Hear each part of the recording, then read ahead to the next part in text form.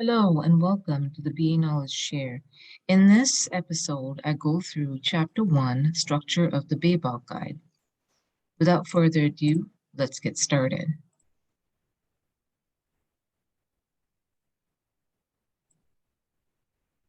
Structure of the BABOK Guide. The BABOK Guide is organized into tasks that are linked to 6 knowledge areas. The following are the 6 knowledge areas: the business analysis, planning and monitoring, elicitation and collaboration, requirements lifecycle management, strategy analysis, requirements analysis and design, and solution evaluation. So there's 6 knowledge areas and there's tasks assigned to each knowledge area. There are other sections on the BABOK that support business analysts to perform business analysis tasks. These are the business analysis key concepts, the underlying competencies, techniques, and perspectives. So within the BABOK guide, you have chapters and different chapters, but to understand, not all chapters are knowledge areas and not all chapters are tied to supporting chapters in terms of business analysts. So business analysis key concepts define the key terms needed to understand all of the concepts, ideas within the BABOK guide.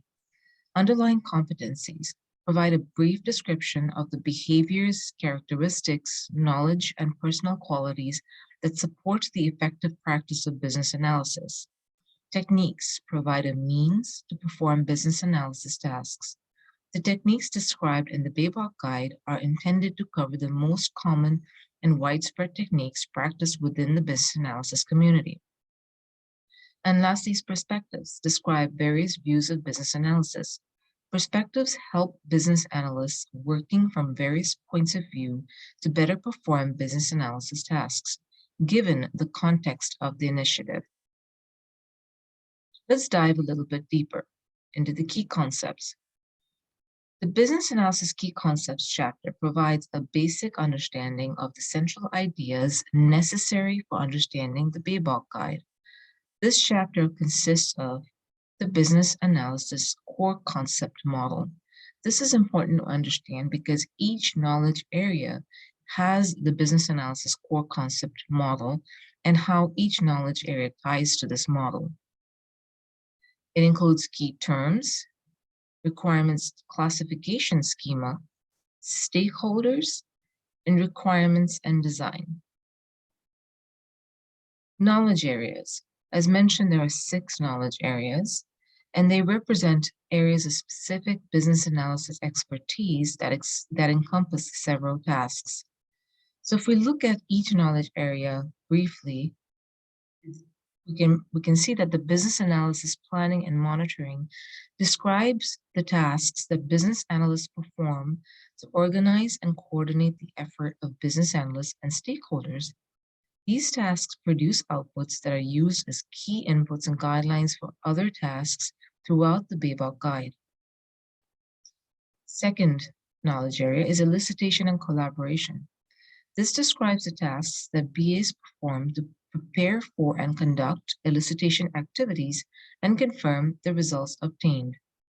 It also describes the communication with stakeholders once the business analysis information is assembled and the ongoing collaboration with them throughout the business analysis activities. Requirements lifecycle management describes the tasks that BAs perform in order to manage and maintain requirements and design information from inception to retirement. Strategy analysis describes the business analysis work that must be performed to collaborate with stakeholders in order to identify a need of strategic or tactical importance, enable the enterprise to address the need, and align the resulting strategy for the change with higher and lower level strategies. Requirements analysis and design definition. This describes the tasks that business analysts perform to structure and organize requirements discovered during elicitation activities, specify and model requirements and design, validate and verify information, identify solution options that meet business needs, and estimate the potential value that could be realized for each solution option. Solution evaluation. This describes the tasks that BAs perform to assess the performance of and value delivered by a solution in use by the enterprise and to recommend the removal of barriers or constraints that prevent the full realization of the value. So these are not sequential as the BABOK mentions. These are knowledge areas that are performed and concurrently or could be performed concurrently. Now, the next slide shows a relationship between different knowledge areas. So you have your business analysis, planning, and monitoring at the top. You have then your elicitation and collaboration, so and then your requirements lifecycle management. So think about the outer core as these three knowledge areas, and then the inner core as strategy analysis, requirements analysis and design definition, and solution evaluation. Now, each chapter, as I mentioned earlier, each knowledge area chapter, as I mentioned earlier, consists of tasks. And what are tasks? And how does it relate to the knowledge areas? Now, a task is a discrete piece of work that may be performed formally or informally as part of business analysis. Each task in the BABOK guide is presented in the following format. You have a purpose, you have a description, you have the inputs, elements, guidelines and tools, techniques, stakeholders, and outputs. Now let's dive a little bit deeper into what each section means and how it relates to the tasks. A purpose section provides a short description of the reason for a business analyst to perform the task and the value created through performing the task.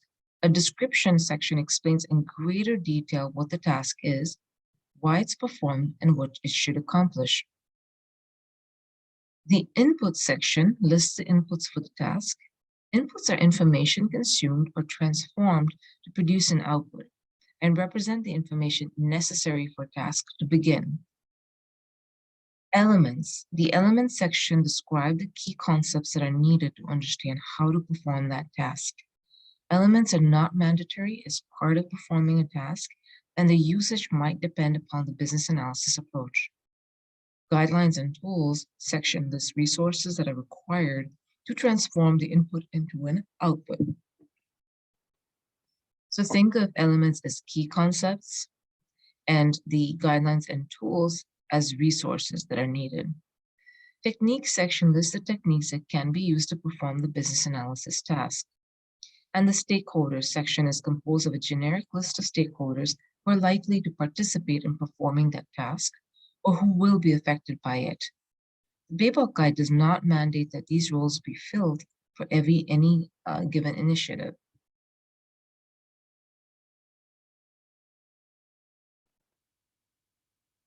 And the last one is outputs. The output section describes the results produced by performing the task. So we spoke about inputs earlier, right? So inputs is things that are needed in order to start basically start a task. And an output is something that is produced as a part of performing a task. Now, we spoke about the 6 knowledge areas. What are the structural components that are within those knowledge areas? So you'll notice within a knowledge area, as an example, business analysis, planning, and monitoring will consist of tasks. And within those tasks, you will have sections that are consistent across all knowledge areas that we went through that could include purpose, definition, your input, your output, so on and so forth. So think of the structure of knowledge areas as being very different than the supporting chapters for the business analyst. Now we're getting into the supporting chapters.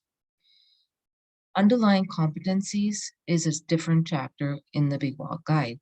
Now, underlying competencies reflect knowledge, skills, behaviors, characteristics, and personal qualities that help one successfully perform the role of business analyst. These underlying competencies are not unique to the business analysis profession. However, successful execution of tasks and techniques is often dependent on proficiency in one or more underlying competencies. Underlying competencies have the following structure. You have purpose, definition, and effectiveness measures. Now let's do a little bit deeper into that. What is a purpose? Similar to the knowledge areas. The purpose section describes why it is beneficial for business analysts to have this underlying competencies. Definition. The definition section describes the skills and expertise involved in the application of this competency. And then the last one is effectiveness measures. The effectiveness measures section describes how to determine whether a person is demonstrating skills in his underlying competencies.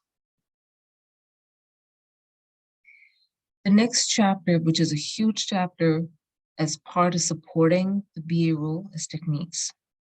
Techniques provide additional information on ways that a task may be performed. The list of techniques included in the BABOK guide is not exhaustive. There are multiple techniques that may be applied alternatively or in conjunction with other techniques to accomplish a task. Business analysts are encouraged to modify existing techniques or engineer new ones to best suit their situation and the goals of the task they perform. Techniques have the following structure. You have your purpose, description, elements, usage consideration. Let's dive a little bit deeper into those four structures or four components. The purpose section describes what the technique is used for and the circumstances under which it is most likely to be applicable. The description section describes what technique is and how it is used. The elements section describes key concepts that are needed to understand how to use a technique. And the usage considerations section describes the conditions under which the technique may be more or less effective. The next chapter is perspectives. Perspectives are used within business analysis work to provide focus to tasks and techniques specific to the context of the initiative. Most initiatives are likely to engage one or more perspectives. The perspectives included in the BABOK guide are Agile, Business Intelligence or BI, Information Technology, Business Architecture, and Business Process Management. So there are 5 perspectives. These perspectives do not presume to represent all the possible perspectives from which business analysis is practiced. The perspective discussed in the BABOK guide represents some of the more common views of business analysis at the time of writing. Perspectives are not mutually exclusive in that a given initiative may employ more than one perspective. What are the different components? You have a change scope, business analysis scope, methodology approaches and techniques, underlying competencies, and impact on knowledge area. Let's go into this a little bit deeper. Change scope section describes what parts of the enterprise the change encompasses when viewed from this perspective and to what extent it impacts both the objectives and operations of the enterprise. The business analysis scope section describes the key stakeholders, including a profile of the likely types of sponsors, the target stakeholders, and the business analyst role within an initiative. The methodologies, approaches, and techniques section, the composition of this section is unique to each perspective. In each case, it describes the methodologies, approaches, or techniques that are common and specific to the application of the business analysis in the perspective. And lastly is underlying competencies. Section describes competencies that are most prevalent in the perspective. And actually the last one is impact on knowledge areas. The impact of the knowledge areas section describes how knowledge areas are applied or modified. That being said, we wrapped up chapter 1, where we went through the purpose of the BABOK guide.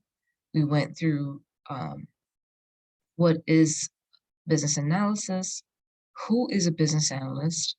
We went through the 3 sorts of pillars of the BABOK guide, where you have your knowledge areas, your perspectives, and you have a supporting chapter of key concepts. Then we went through the structure of the BABOK guide, where it breaks it down into the knowledge areas. There's 6 knowledge areas, so we went through that.